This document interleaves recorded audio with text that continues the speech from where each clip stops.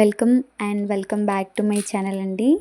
So ఈ వీడియోలో వచ్చేసి నేను ఎంతో హెల్తీ అండ్ టేస్టీ అయిన హోమ్ మేడ్ రాగి చాకోస్ ఎలా చేసుకోవాలో ఈ వీడియోలో చూపించబోతున్నాను.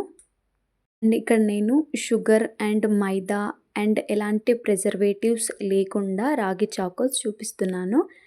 అండ్ మెయిన్గా ఓవెన్ పని లేకుండా పిల్లలకి వీటిని బయట నుంచి తెచ్చిపెట్టే కన్నా ఇంట్లోనే ఇలా మార్నింగ్ మిల్క్లో కానీ అలా స్నాక్స్లో కానీ ఇస్తే చాలా హెల్తీగా అండ్ టేస్టీగా ఇష్టంగా తింటారు. సో ప్రాసెస్ చూద్దాం. ముందుగా 1 కప్ ఆఫ్ రాగి పిండికి నేను ఇక్కడ 1/2 కప్ ఆఫ్ బెల్లం తురిమి పెట్టుకుంది తీసుకున్నాను.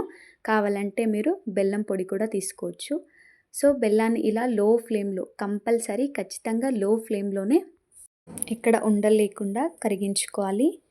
తర్వాత ఇక్కడ స్ట్రెయిన్ చేసుకుంటున్నాను, ఇంకా దుమ్ము అలా ఏమన్నా ఉంటే.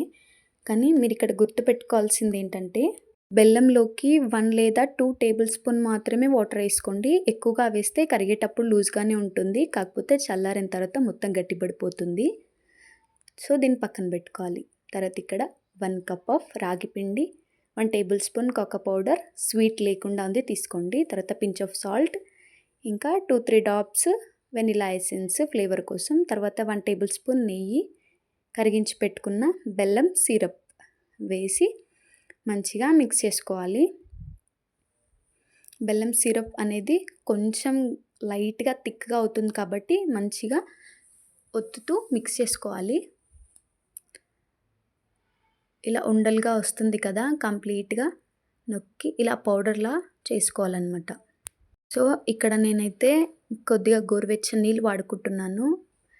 రాగి పిండిలో కొంచెం జిగురు అనేది ఏర్పడితేనే పిండి అనేది సాఫ్ట్గా ఉంటుంది కాబట్టి మీరు ఒక 10 to 15 డేస్ స్టోర్ చేసుకోవాలి అనుకుంటే వాటర్ వాడుకోండి.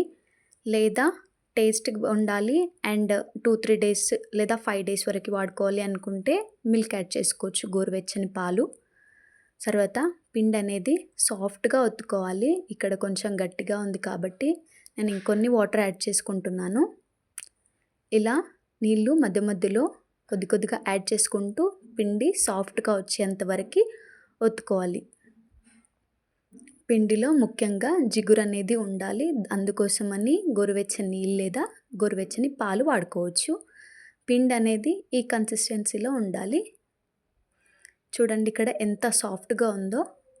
మీరు పిండి ఒత్తుకునేటప్పుడు మీకు గట్టిగా అనిపిస్తుంటే కొన్ని వాటర్ లేదా పాలు గోరువెచ్చనివే కంపల్సరీ ఏవైనా సరే వేసి ఒత్తుకోవాలి.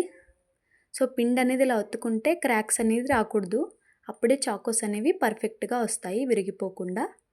ఇక్కడ పిండిని కొద్దిగా తీసుకొని మీకు నచ్చిన షేప్లో చాకోస్ అనేవి చేసుకోవచ్చు. నేను ఇక్కడ రోల్ చేస్తుంటే కూడా పిండి అనేది ఎక్కడ విరిగిపోవట్లేదు, అంత సాఫ్ట్గా వచ్చింది. సో ఇక్కడ నేను రౌండ్ షేప్లో చేసుకుంటున్నాను. చాకోస్ అన్నీ ఇలా నొక్కుకోవాలి, మరీ గట్టిగా నొక్కోవద్దు. పిండి అనేది సాఫ్ట్గా ఉంటుంది కాబట్టి కొంచెం స్మూత్గా హ్యాండిల్ చేయాలి.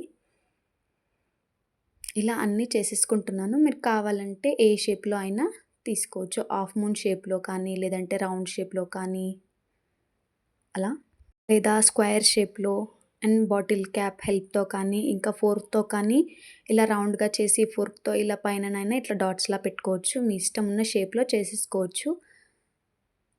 ఇక్కడ నేనైతే రౌండ్ షేప్లో మాత్రమే చేసుకుంటున్నాను. మీకు కావాల్సిన థిక్నెస్లో ఒత్తుకోండి, మరీ థిక్గా కాకుండా మరీ పల్చగా కాకుండా మీడియంలో ఉంటే బాగుంటుంది.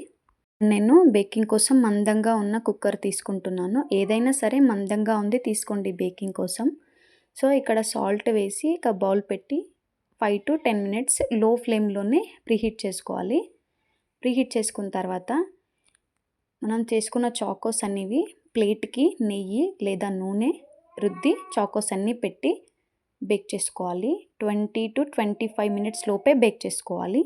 అంతకన్నా ఎక్కువ చేసుకున్నా తక్కువ చేసుకున్నా చాకోస్ అనేవి సరిగ్గా రావు. 25 minutes తర్వాత కూడా ఎక్కువ పెట్టుకుంటే హీట్లో అనేది చాకోస్ అనేవి కలర్ చేంజ్ అయ్యి మాడుతాయి అండ్ టేస్ట్ కూడా చేదుగా ఉంటాయి. 20 to 25 minutes అయితే కరెక్ట్గా సరిపోతాయి. మీకు కొంచెం మెత్తగా అనిపించినా కూడా కొద్దిగా చల్లారిపోయిన తర్వాత గట్టిపడిపోతాయి. సో ఇంతే ప్రాసెస్ అండి. హెల్దీగా ఇంట్లోనే చాకోస్ అనేవి రెడీ అయిపోయాయి. పిల్లలకు కూడా స్నాక్స్‌లా కానీ లంచ్ బాక్స్‌లోకి స్నాక్స్‌లా పెట్టొచ్చు. అండ్ వాళ్ళు అప్పటికప్పుడు అడిగినప్పుడు కూడా ఇలా ముందే చేసి పెట్టుకొని కూడా ఇవ్వచ్చు. పాలల్లోకి కూడా చాలా హెల్దీగా అండ్ క్రంచీగా టేస్టీగా కూడా ఉంటాయి. సో 10-15 డేస్ వరకైనా ఎయిర్ టైట్ జార్లో స్టోర్ చేసుకోవచ్చు. చాకోస్ అనేవి చాక్లెట్ ఫ్లేవర్తో స్వీట్గా చాలా బాగుంటాయి. సో వీడియో నచ్చితే లైక్ చేయండి, షేర్ చేయండి. ఇలాంటి ఎన్నో వెరైటీ హెల్దీ రెసిపీస్ కోసం నా ఛానల్ సబ్స్క్రైబ్ చేయండి.